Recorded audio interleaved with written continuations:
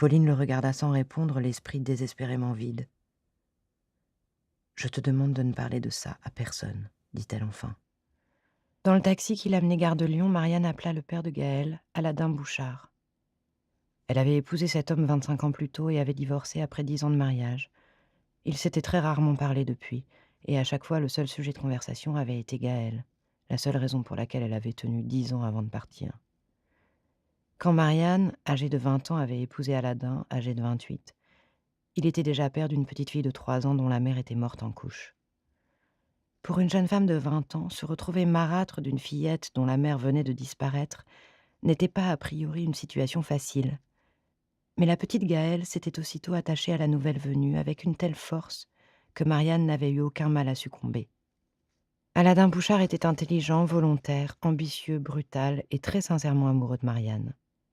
Elle représentait un rêve inaccessible, à cause de sa beauté, mais surtout de ses origines citadines. Pour lui, fils d'ouvrier agricole, même si les parents de Marianne étaient d'origine modeste, et que la mère de Marianne travaillait comme secrétaire dans une imprimerie. La personnalité tyrannique et violente d'Aladin, sa tendance à l'alcoolisme, n'étaient pas encore des défauts trop visibles. Sa force, son ambition et son agilité intellectuelle avaient séduit la toute jeune femme, d'autant qu'elle venait de sortir d'une des périodes les plus difficiles de sa vie. Mais l'idylle n'avait pas tenu plus de quelques mois, et seule la présence de la petite Gaëlle avait empêché Marianne de s'enfuir. Elle avait résisté 10 longues années pour Gaël, et même quand elle avait fini par abandonner le combat, un combat quotidien avec Aladin, pour pouvoir simplement survivre, elle n'avait pas pour autant abandonné Gaël. Elle avait réussi à imposer à son ex des visites et des séjours fréquents de la gamine chez elle, tout en poursuivant sa carrière d'avocate. À force de travail, elle avait réussi à devenir collaboratrice, puis associée dans un grand cabinet parisien. Et le jour où Gaëlle avait eu 18 ans, 14 ans plus tôt, elle l'avait embarqué la gamine avec elle et l'avait inscrite à la fac de droit du Panthéon le mois suivant. Aladin était un homme sans scrupules et sans frein, mais il avait eu l'intelligence de reconnaître que sa fille, la seule personne au monde pour laquelle il éprouvait une affection sincère et dénuée de calcul, tirerait profit de la présence de Marianne. Et c'est la raison pour laquelle il avait accepté que Gaëlle rejoigne sa belle-mère. Il l'avait d'autant plus facilement accepté qu'1 an après le départ de Marianne, il avait épousé Aurélie, sa sœur cadette. La personnalité d'Aurélie était aux antipodes de celle de Marianne. Aurélie n'aimait pas Gaëlle, et c'était réciproque. Moins elles se voyaient, mieux elles se portaient, et elles avaient coupé tout contact le jour où Gaëlle était partie rejoindre Marianne à Paris.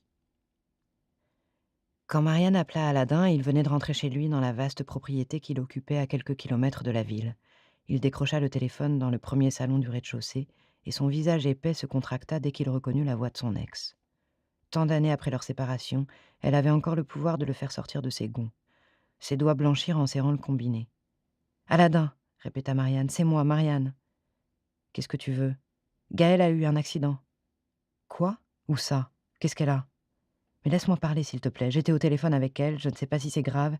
Il y a eu apparemment une espèce d'attentat dans le centre. »« Quoi ? Ici ? » ?»« Oui, j'en sais pas plus, elle est partie pour l'hôpital, mais je ne sais pas lequel, je suis dans le train, j'arrive. »« Je me renseigne, dit-il, et il raccrocha. Il composa le numéro du premier des 2 hôpitaux où l'ambulance avait pu l'emmener et se retourna en entendant un bruit. Aurélie était sur le seuil du salon. Sous son anorak rouge, elle portait une jupette de tennis blanche et tenait un étui à raquettes. Au ton de son mari, elle avait immédiatement deviné qu'il parlait avec sa sœur. « Qu'est-ce qui se passe ?» dit-elle. Il lui jeta un regard inexpressif. Il attendait qu'on lui réponde à l'autre bout de la ligne. Il n'avait même pas saisi ce qu'elle venait de dire. Elle se rapprocha, et il perçut son odeur de transpiration, mêlée à une autre odeur qu'il n'identifia pas. « Qu'est-ce qui se passe ?» répéta-t-elle un ton plus haut. « Gaëlle a eu un accident. » Il se détourna. « Et comment ça se fait que ce soit Marianne qui te prévienne ?» Il la regarda à nouveau sans réagir, concentré sur le téléphone. Malgré l'exaspération qui montait en elle, Aurélie se rendit compte qu'elle n'avait pas posé la bonne question. Qu'est-ce qui lui est arrivé ? « Putain de merde !» hurla Aladin. « J'en sais rien !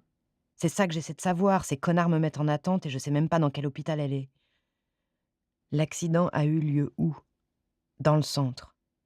Dans ce cas, elle peut être aussi bien à la timonerie qu'à Pasteur. Ça ne sert à rien de perdre ton temps au téléphone. Tu n'as qu'à envoyer 2 de tes collaborateurs aux 2 endroits.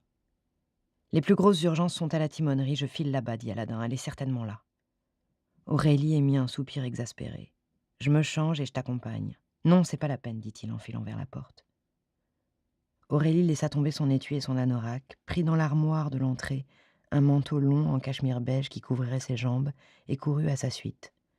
Elle sentit un fluide couler de son sexe et serra les cuisses. C'était bien le moment.